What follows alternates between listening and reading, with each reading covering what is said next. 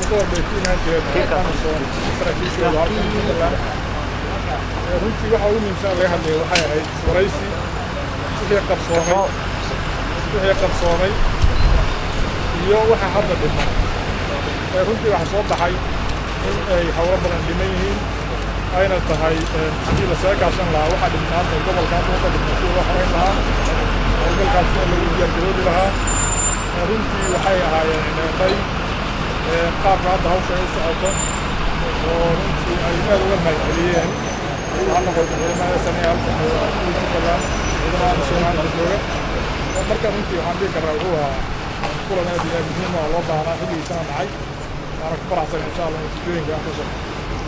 ma jiraan ka wada hadasheen howlgallo ka baxsan Kismaayo waa laga wada hadlay howlgalkaas insha Allah waa diyaarinaya afhayeen saraakiil Ethiopian ayaa loo xukumay ma jiraan ciidamada Ethiopian oo gobolka howlgalaysa hawshaas waa socotaa aan soo dhammaa saraakiishooda socotay حسوا كولومبيا حسوا إثيوبيا حسوا ماكو إيجيبت كوي بدناي مركا تركيشن تاسو من كولومبيا دولته دوي أي مثلين